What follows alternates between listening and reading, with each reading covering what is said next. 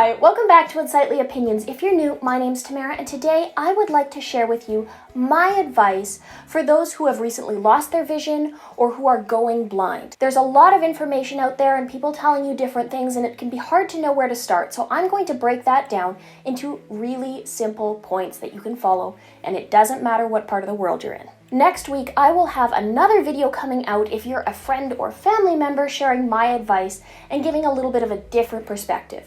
So stay tuned for that. If you enjoy content like this, please don't forget to subscribe. It really helps me out. Hit those notification bells and leave me a comment and let me know what you'd like to see on this channel, because I'm happy to cover whatever topics you'd like me to explore. With all that being said, let's dive into today's video. After you've gotten over the initial shock of realizing you're losing your vision, or even if you had forewarning and you knew you were going to lose vision but it started happening, or you had an accident or some other circumstance that caused you to lose vision suddenly, it can be a huge challenge to try and learn to do things in different ways. If you have the chance, try to learn skills before you lose your vision. I know that can be difficult if you lost your vision suddenly, you get tossed in the deep end, but we'll get into that. If you have experienced vision loss of some type, this will help you sort through all of the details. It doesn't matter what country you're in, you should be able to take this advice and apply it to your own life. First things first, you need to take care of your mental health. Your mental health is going to carry you through the rest of your journey into blindness and beyond. If you can't deal with the emotions that come up and give yourself the time to grieve or acknowledge the trauma that is vision loss, it's going to be a lot more difficult for you to accept what you need to do later on and adapt and understand your vision loss. First thing you should do is focus on self-care. What did you enjoy doing before your vision loss? There's no reason that you can't still do that, you just have to find ways to adapt. If your self-care was meditation, no problem. If your self-care was taking a bath, again, take baths. If you needed to journal, you can absolutely learn accessible ways to do all of those things to find yourself a creative outlet. And if you need to reach out for professional help, it doesn't make you less of a person. Whether that's reaching out to other blind and visually impaired people in your community, there's a really large group on Facebook that I will link in the description down below. In fact, there's a couple of them. And there's also subgroups depending on your specific visual condition. So you can find other people that have experienced the same thing as you and talk about common struggles. You can also reach out to your local blindness center. If you're in the US, you can reach out to the NFB, the National Federation for the Blind, or Lighthouse for the Blind. They provide a lot of training. Or if you need to reach out for more emotional help, don't feel worried if you need to talk to a psychologist or psychiatrist to help manage your emotions. Second, it's important that you don't take on too much at once. You don't have to love your blindness. You don't have to be the most independent person. You don't have to know all of the accessibility tools right away. You do not have to be a, quote, representative or poster image of the blindness community right away. You can give yourself the time to learn the skills that you need to adapt to your vision loss. While it is important to learn independent living skills, and it is important to get back into a routine and learn things, you don't have to take on everything at once. One step at a time. Focus on one thing first and then move on to the next. Third, it will be different and difficult at times, but it will not be impossible. Becoming blind can be a massive change for most people. They feel like they have to give up everything that they've ever done. They have to give up work, they have to learn all of these new skills, they can't do anything for themselves, they feel very dependent and helpless, and that's not the case. With the proper tools and accommodations, if you are able to access those, you can learn all kinds of independent living skills, and many blind people, even those who have experienced vision loss later in life, are able to go back to work, live on their own, cook their own meals, clean up, but you have to do that in a different way. So, in short, it will be difficult at times, and it will be different than the way you did it before. It doesn't make it impossible, and it doesn't make how you do that invalid. Number 4, if you are experiencing progressive vision loss, it's important to practice for when you may not have any usable remaining vision. That's something that I did growing up, and I am really grateful that I did, because I can be independent. I have lived on my own for many years. I'm able to cook, clean, and do all of those independent daily living things that are really difficult if you have to jump in at the deep end. I know how to use Braille. I have organization systems. I understand how to categorize color. And all of those took a lot of time to learn. So if you can practice for when you might have less vision, that's not a bad thing. If you want to get cane training, and if you may have no remaining vision left, try it with a blindfold. Try and see if you can navigate your space with no visual input whatsoever. And while it will be difficult at first, it will save you time relearning how to do things over and over and over as your vision changes. Number 5, don't forget to do things or learn how to do things that enrich your life. Don't neglect things outside of those strict necessities for living. Whether you like to read, knit, sew, podcast, ham radio, or do any of 1,000 other hobbies, there are ways to adapt almost anything. I'm also going to list my accessible hobbies playlist in the description down below. I will be adding to that as time goes on, so stay tuned there. If there's something that you haven't seen, I'm always willing to try something new and learn how to adapt that and share with you what my thoughts are. I've done many things in my life that are not, quote, blind friendly, but I've still learned how to do them. I have learned how to sew independently, I've learned how to knit independently, I've learned how to play piano and violin and saxophone and flute and sing, and there are so many other things that I can do independently that bring me joy when I'm feeling down, when I have those moments when I'm not feeling great about my vision loss, when I encounter those frustrations or barriers, or I run into things that are inaccessible to me. Number 6, don't forget to reach out when you need help. If you're struggling with something, reach out to somebody. Blindness can feel incredibly isolating. You can be in a sea full of people and not know if your best friend is in the room.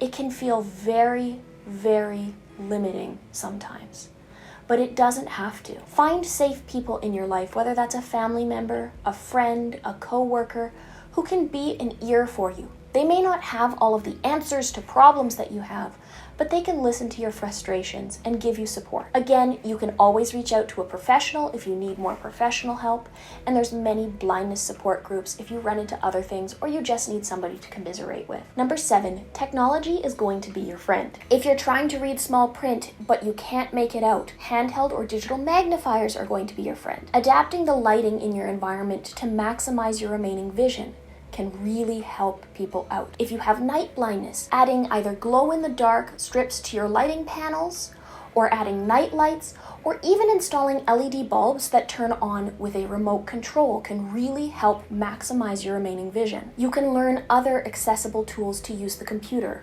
like Zoom text or magnification software, or screen readers, which reads aloud all of the printed materials on your computer screen to you, so you can still interact, you can send emails, you can browse the web, you can watch YouTube, anything that you want to do, you should still be able to do using different tools. Number 8, Braille is a fantastic tool to have in your toolkit. Whether you have static vision and you're only slightly visually impaired, to whether you are totally blind, learning Braille can make all the difference. I use Braille all the time in my daily life to make sure that I can do things independently. I have Braille on my microwave, I have it on my Instant Pot, I use it to label boxes so I can stay organized. Even if I'm not writing full letters in Braille, it can be really helpful to have that as a tool, whether you have progressive vision loss or not, because sometimes your vision isn't going to be reliable. That's just the way it is for most people. And to have a backup plan for either when you lose more vision or when your vision is not working for you is a great thing. There are many free online courses. Hadley offers one. I will again link that in the description box down below. Number 9, let's talk about accessibility on your phone and other devices. Many people like to use Google's and Alexa's or other types of speaker interaction devices, not only because they have games in them and they have entertainment value, but they can read you audiobooks, they can give you facts, they can make phone calls, all without having to interact with anything. Second, I want to talk about accessibility on your phone. Whether you're Apple, Android, or Samsung, you will have some accessibility tools on your phone. Whether you need to invert your colors to make it easier to read, magnify text, or again, use a screen reader, most of those features are built in. You don't need to buy additional software to make your phone work for you. While there is usually a learning curve there, it can make all the difference, especially when your eyes are tired.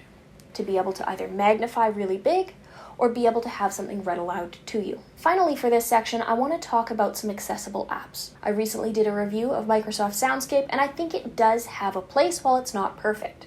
My other favorite apps include Be My Eyes, which is where you call a volunteer and they look through the camera on your phone, almost like a FaceTime call or a video call, and then they can describe to you any of a number of different things. That app even has some specialized help if you need help with other things like technology, screen readers, or other blind and low vision products. You can't read a room number, they'll read it out to you.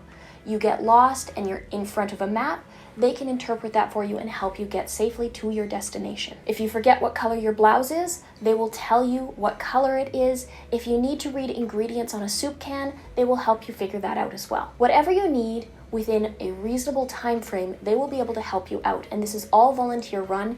It is entirely free to download. My final favorite apps are kind of the same but slightly different. Apploy is an app that has both a free version and a pay-to-use version. I have never used the pay-to-use version because I've been able to get my information elsewhere. But what I do think it does well is it can identify objects in front of you, and it can identify colors with a lot of detail. Rather than just telling you it's purple, it will try to describe to you what type of purple it is. Is it a royal purple? Is it lavender? It will tell you the difference because that can help when you're trying to match clothes or look for something, whether you're doing a craft or other activity, and match those colors. My other favorite app is Microsoft's Seeing AI. Again, completely free to download and use, and what this app does is it has a variety of accessibility features. Whether you are looking to determine the light level in a room, it will play auditory cues to you. If you would like to identify a person or scene, it has AI to try and determine what's in the room around you. It has both color and handwriting detectors, although I don't think the color is quite as good as Apploy. It will tell you what color something is, it will read handwriting, it will read bank statements, and it will read barcodes or QR codes. So it will tell you what an object is if you can get the barcode in the camera. All of those can be really great tools to help figure out all of those things around you. If you're curious about these apps and want a more in-depth review or would like me to look at them further, give a little bit of a tutorial, I'm happy to do that. Just let me know. And my final point for this entire video is number 10. It's okay to not be okay. Like anything in life, there will be times when you're totally cool with your vision loss and you've learned how to adapt, and then something will happen and it will kind of kick you back a few steps. And it's okay to not be okay. It's okay to not be happy or accepting of your vision loss. It's okay when you encounter those roadblocks or you get turned down for a job because they don't understand that you can do it because of your vision. Those discriminatory things can really hurt a person, but know that you are not alone in that. There are many people who experience that, and many people who are trying to change that experience so people in the future don't ever have to experience discrimination when it comes to their blindness or disability. But that was a lot of information to cover. I hope you enjoyed this video. I hope it gave you a new perspective or avenues to explore in terms of accessibility or products that will really help you in your daily life. If you're a friend or family member, I do have that next video coming out soon, so stay tuned for that. And if you do like this content, please don't forget to subscribe, hit those bells and buttons, leave me a comment. I love hearing from you. If you want to keep up to date with what's going on in between uploads, I have my social media accounts linked in the description down below, and I have my accessible Twitch stream Sunday nights, 7:30 Standard Time, with some bonus Twitch streams sometimes on Tuesdays, same time, and I play all kinds of different games. So if you've wondered what is accessible, what isn't, are certain games possible with vision loss, I fill you in on all of that. Come join me, it's a lot of fun. But until next time, have a great day.